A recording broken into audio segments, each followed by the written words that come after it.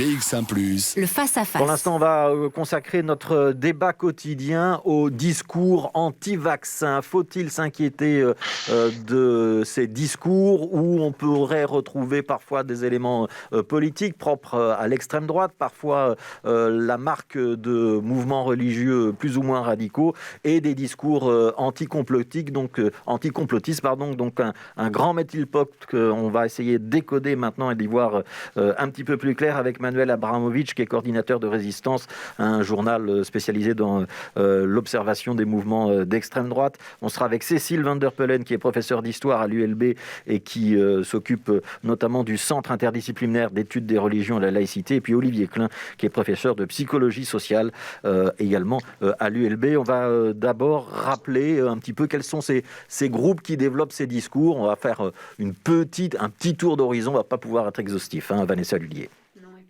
Ce sont des personnes aussi de manière individuelle. Donc on peut citer par exemple les QAnon. Il y a aussi des ultra-protestants, des anti-vaccins, des populistes de droite, des écologistes adeptes des thérapies douces. Alors en France, on peut citer les décodeurs qui ont 30 000 abonnés sur Telegram par exemple. Alors Telegram, c'est cette messagerie qui ressemble à WhatsApp mais qui est un petit peu moins utilisée et moins surveillée surtout. Ce sont des groupes qui ont des accointances avec des groupes d'ultra, voire d'extrême droite, qui se disent donc anti-système. Tous remettent en cause les décisions prises et ne voient dans la Covid qu'une nouvelle invention des puissants pour contrôler les citoyens. Alors selon une étude, 1/3 des Allemands croient que des puissances secrètes contrôlent le monde. En France, le documentaire Hold Up, on s'en souvient, a aussi trouvé de nouveaux adeptes. Et en 2019, une étude de la Fondation Jean Jaurès avait montré que l'électorat de la chef de l'extrême droite française, Marine Le Pen, était de loin le plus perméable aux théories complotistes. Alors, on va peut-être commencer avec vous, Olivier Klein, puisque vous dirigez notamment le Centre de recherche de psychologie sociale et interculturelle de l'ULB, où vous étudiez notamment tous ces phénomènes de préjugés, de rumeurs, de stéréotypes. Il faut s'en inquiéter de la puissance de ce discours anti-vaccin et des idéaux ou des idéologies qu'on pourrait trouver derrière, ou c'est un épiphénomène qui ne doit pas trop nous alerter ?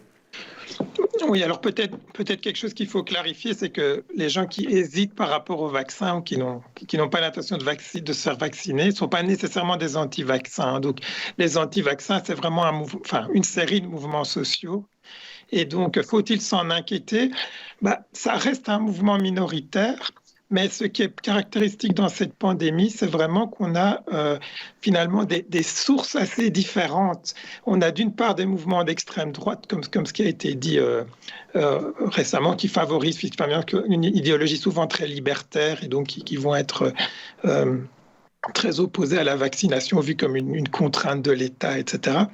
Et vous avez aussi des mouvements, par exemple, liés aux médecines douces, qui a priori n'ont aucune accointance avec l'extrême droite.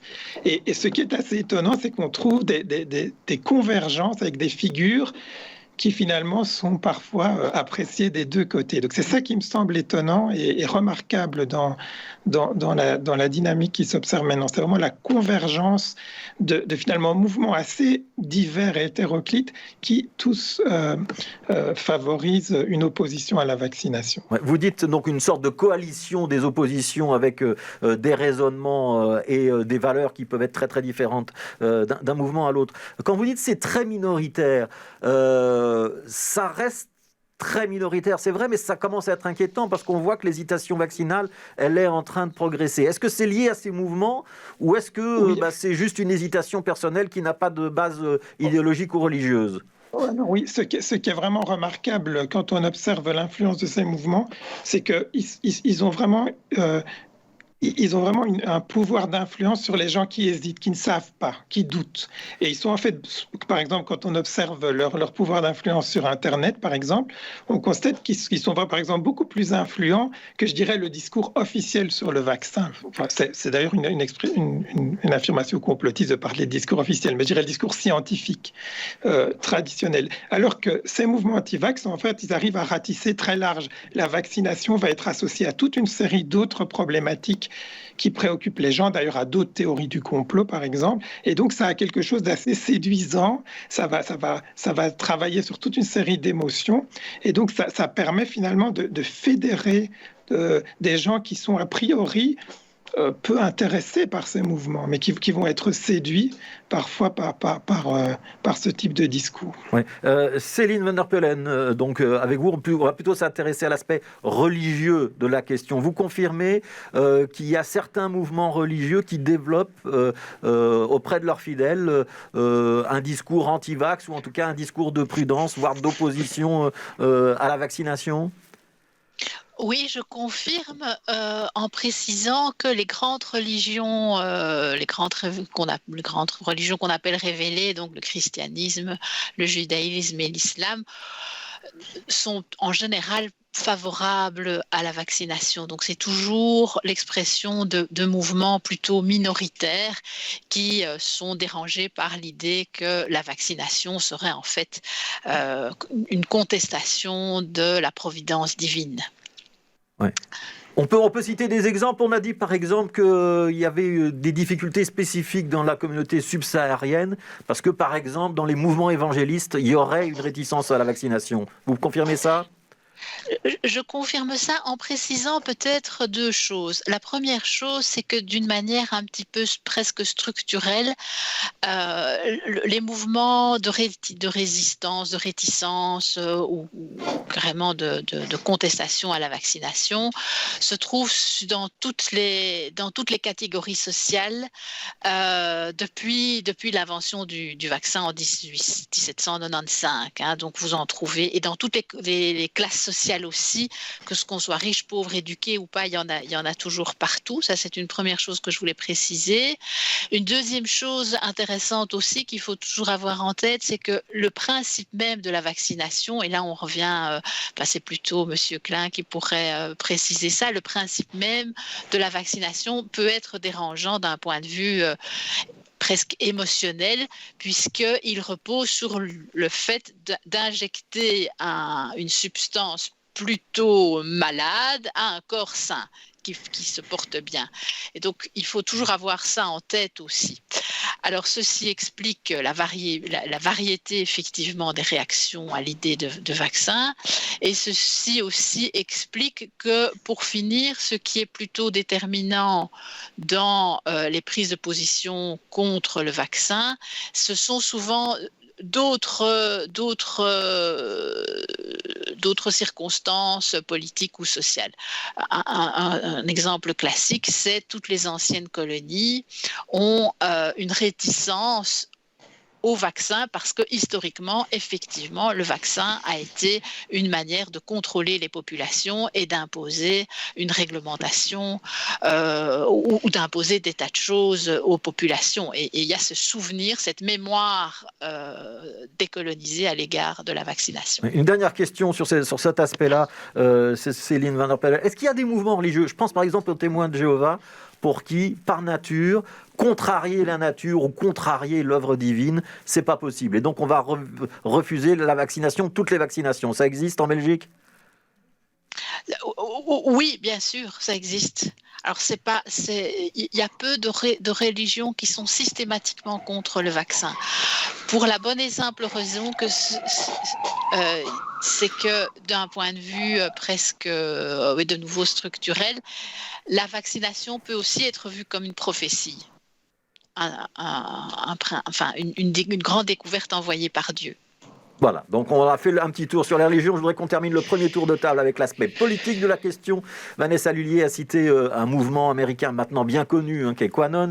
On a évoqué donc la puissance ou la présence du mouvement anti-vax dans les sphères liées à l'extrême droite, notamment en France. Vous confirmez que c'est la même chose un petit peu chez nous? Manuel Abramovich, peut-être deux questions. QAnon, ils sont en train de s'implanter en Europe, c'est une réalité. Et deuxièmement, les anti-vax, il y a vraiment des connexions avec l'extrême droite? Mais pourquoi QAnon, c'est une mouvance, c'est un concept quasi. Il y a des structures aux États-Unis qui existent, mais c'est un peu comme le populisme. C'est un nouveau concept, un nouveau mot qu'on va mettre. Alors, on a vu une présence à Liège à une manifestation contre les mesures sanitaires il y a quelques mois, un drapeau de QAnon qu'on peut commander par Internet certainement aujourd'hui. Mais par contre, c'est clair et certain que des organisations d'extrême droite et par exemple religieuses d'extrême droite, Je pense à l'Institut Civitas en France et qui est présent en Belgique et qui est d'ailleurs présidé par un Belge, a lancé une grande campagne en France d'affichage contre ce qu'ils appellent la dictature sanitaire. Alors, ce n'est pas des anti-vax comme on peut en retrouver de manière structurée depuis un certain temps dans les milieux défense du climat, chez les véganes ou chez les végétariens. Ils utilisent les campagnes de vaccination à l'heure actuelle pour diffuser et renforcer leur discours habituel de ce qu'ils appellent l'antisystème, donc contre le système, et notamment cette idée que le système est de l'intérieur manipulé par une sorte de surpuissance qui existerait, qui serait vagabonde et anonyme, on ne sait pas bien d'où elle vient, et qui contrôle le système, les États, à travers les partis politiques, à travers une idéologie qu'ils appellent l'idéologie qu'ils comparent à une religion, d'ailleurs, des droits de l'homisme, comme ils disent, qui nous impose effectivement toute une série de non pas de liberté, mais plutôt de restrictions, pour anéantir, en gros, je résume, la population blanche. C'est un peu l'idée de la théorie du grand remplacement aussi. Bon, cette théorie existe depuis toujours, c'est une théorie de type antisémite. La haute finance vagabonde et anonyme désigne dans le langage codé de l'extrême droite antisémite, mais une puissance juive anonyme. Et on revoit ici les mêmes ressorts.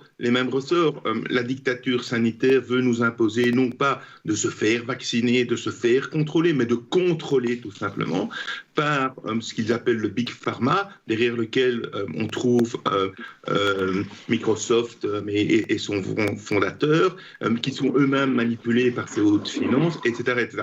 Donc on retrouve, et pour vous citer cette campagne pas de vaccination, mais cette campagne d'affichage contre la dite dictature sanitaire, bon, alors c'est des petits groupuscules, c'est quelques personnes, parfois ils sont membres d'autres organisations et ils s'aident pour coller des affiches. Par exemple, mais ça a été collé sur le campus de Louvain-la-Neuve, ça a été collé sur le campus de l'ULB, à XL, etc. etc. Ce que vous nous décrivez, c'est la fameuse théorie du complot qu'on voit fleurir un petit peu partout et qui s'exprime notamment vis-à-vis du vaccin. Est-ce qu'il y a un risque que des personnes plutôt hostiles pour des raisons personnelles tout à fait respectables ou inquiètes vis-à-vis de la vaccination se laissent convaincre par ces arguments? Et est-ce qu'il y a un tremplin où on passerait de ces arguments anti-vaccination à des mouvements plus globaux de théorie du complot, voire des mouvements d'extrême droite? Est-ce que c'est une porte d'entrée vers ces mouvances-là? Bien sûr, vous avez parlé de mouvement social. Il y a un mouvement social ici et là qui se dégage de la situation actuelle, tout simplement dans le secteur de l'ORECA, où il crée sur place au niveau économique, mais l'extrême droite va toujours être là, mais comme tous les courants politiques, là où ça bouge. Et donc, dans ces milieux-là, il y a moyen de recruter. L'objectif, c'est pas les aider dans les actions anti-vaccins, par exemple, ou à la boum, participer à la révolte contre les mesures sanitaires, mais c'est de recruter des éléments pour continuer le combat. Et alors, juste un exemple, ce fameux conseiller communal du MR, sur qui a été vu à la boum, qui a été exclu depuis lors du MR, qui s'en prenait à des policiers, sur une des photos, il fait un des signes des suprémacistes conspirationnistes américains qu'on va retrouver aussi sur des photos de militants d'extrême droite qui étaient présents à la boum 2. Alors, j'ai vu qu'Olivier Klein opinait très régulièrement de la tête. On va lui redonner la parole dans un instant. On va peut-être juste rappeler quelques théories très fantaisistes qui circulent dans ces mouvances, Vanessa Lullier. Oui, Manuel Abramovich en a cité plusieurs, mais donc effectivement, on peut entendre notamment que la Covid-19 est une invention sortie volontairement d'un laboratoire de l'Institut Pasteur de Wuhan. C'est le Forum économique mondial qui veut faire un grand reset aussi pour masquer les difficultés de l'économie mondiale. Alors évidemment, tout cela est géré et fomenté par Bill Gates et par le Big Pharma qui veulent nous mettre des puces 5G pour nous rendre stériles et nous contrôler. Alors les masques, eux, ils nous empêchent de respirer et ne sont que des nids à microbes qui nous rendent malades pour que nous consommions évidemment toujours plus de médicaments par la suite. Et on peut encore ajouter le fait que les journalistes, ils sont muselés par les grands industriels et les dirigeants, dont Bill Gates, qui a droit de regard permanent sur ce que nous pouvons dire. Voilà, tout ce qu'on peut lire sur les réseaux sociaux, je reprécise pour que ce soit clair pour tout le monde, que tout ce que vient de dire Vanessa Lullier est donc rigoureusement faux. Olivier Klein, je vais peut-être vous redonner la parole. Tout ce que nous a expliqué Manuel Abramovich, est-ce que vous partagez son analyse, et est-ce que ça veut dire que ce bouillonnement qu'on voit aujourd'hui autour de la notion du vaccin, ça annonce aussi un décrochage d'une partie de la population vis-à-vis d'un certain nombre de grandes valeurs qui fondent la démocratie à l'occidentale? Oui, donc moi je pense que le plus grand danger du complotisme, c'est justement la polarisation. C'est-à-dire qu'on risque le complotisme construit une opposition entre ce qu'il appelle les élites et puis les gens normaux, bons, gentils ou naïfs éventuellement. Et donc, en construisant cette polarisation, en arrivant à une situation où on n'arrive plus à dialoguer, où on n'a plus de cadre de référence commun, eh bien, finalement, c'est notre démocratie qui est en danger. Parce que pour qu'une démocratie fonctionne, il faut qu'on s'entende sur quelques éléments de base, comme par exemple qui a gagné les élections. Et donc, les théories du complot anti-vaccination, comme des autres théories du complot, c'est pas spécifique à celle-là. En fait, c'est vraiment un carburant pour créer de la polarisation et une défiance vis-à-vis des autorités qui, petit à petit, va contribuer à cette polarisation et à empêcher un débat démocratique. Et ce qui s'est passé au Capitole le 6 janvier en est une illustration, à mon avis. Alors, je voudrais qu'on s'arrête sur un point dans ces fausses croyances autour de la vaccination, Cécile Mandapelle, parce que je pense qu'elle a un impact religieux important. C'est l'idée que, par exemple, que le vaccin rendrait stérile. Est-ce que ça, c'est un discours qui peut se greffer sur des affirmations religieuses aussi ? Oui, mais qui se retrouve, moi, comme historienne, ce que je trouve passionnant, évidemment, c'est que tout ce dont on est en train de discuter existe depuis des décennies. On le trouve durant tout le 19e et tout le 20e siècle. Et c'est toujours les mêmes arguments. Donc, le vaccin aurait plein d'effets secondaires. C'est toujours les mêmes arguments. Et non seulement le vaccin aurait des effets secondaires, on a tout eu, hein, il rend stérile, il rend aveugle, il rend amnésique, il rend autiste. Enfin, on a tout eu, hein, depuis des décennies. C'est vraiment passionnant de voir ça. Et il se greffe toujours effectivement ce discours sur une autre idée qui est qu'il serait attentatoire à la nature, qui elle serait bonne. Et avoir la grippe, ce serait peut-être pas si grave. On a entendu ça, hein, ce n'est jamais qu'une petite grippette. Et on retrouve là l'idée que la grippe, c'est aussi envoyé par Dieu. C'est une épreuve. Ça, c'est quelque chose qu'on trouve beaucoup dans le discours religieux.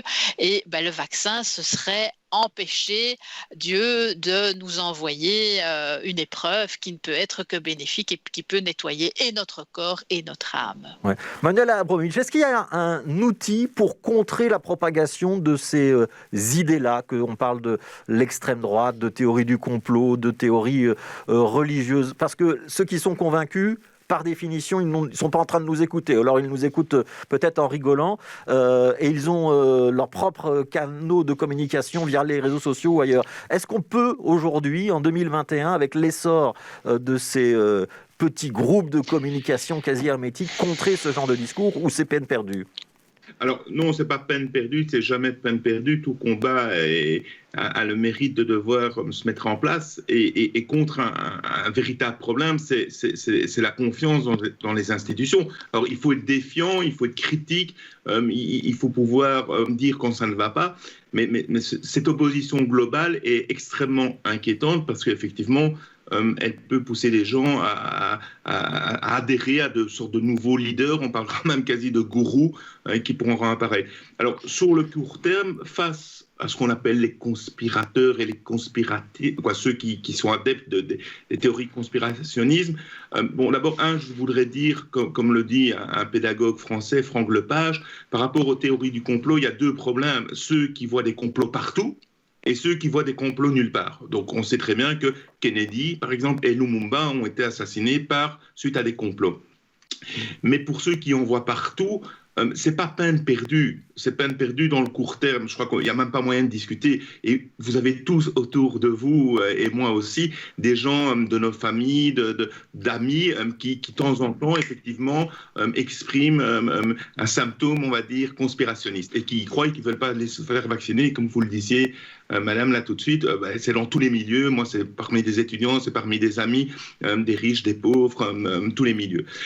Par contre, je pense que c'est sur le long terme. Ça fait assez longtemps qu'on parle des théories conspirationnistes. Grosso modo, beaucoup depuis le 11 septembre 2001, les attentats à New York. Mais avant ça, la rumeur d'Orléans, c'est une théorie conspirationniste, donc ça existe depuis toujours.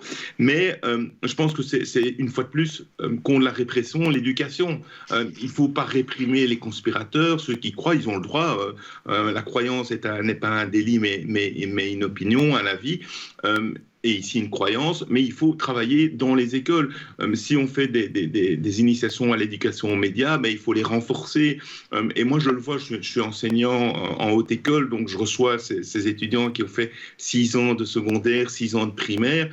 C'est clair et certain que les connaissances globales par rapport au monde complexe qui nous entoure et dans lequel on est sont très lapidaires, sont très moyens, et donc ça veut dire qu'ils sont prêts, pour certains, pas des esprits faibles, mais par facilité ou autre, ou par acquis, ils sont, ou adhésion, de tomber dans ces théories conspirationnistes. Donc je pense, une fois de plus, c'est le travail des médias, mais là c'est tous les jours, mais à l'école, là c'est tous les jours pendant une année complète et plusieurs années complètes, où il faut travailler l'esprit critique, le libre examen, la comparaison des sources, etc., la lecture de plusieurs documents et de plusieurs médias, par exemple. Alors, c'est la fin de ce débat. Je vais juste demander un tout petit mot de conclusion, Olivier Klein. Je repose ma question du début, après avoir entendu tout ce que vous nous avez dit, tous les trois. Il y a raison de s'inquiéter ou il n'y a pas de raison de s'inquiéter?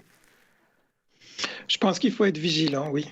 Voilà, donc vigilant. Pas inquiet, mais vigilant. Ce sera le mot de la fin. Merci beaucoup, Olivier Klein, professeur de psychologie sociale à l'ULB. Cécile van der Pelen, professeur d'histoire à l'ULB, et notamment au Centre interdisciplinaire d'études des religions et de la laïcité. Manuel Abramovich, coordinateur de Résistance, un journal édité par l'Observatoire belge de l'extrême droite. Merci à tous les trois. Débat passionnant, on le refera peut-être dans quelques mois, on verra si on a eu raison d'être vigilant et pas inquiet, comme nous le suggère Olivier Klein.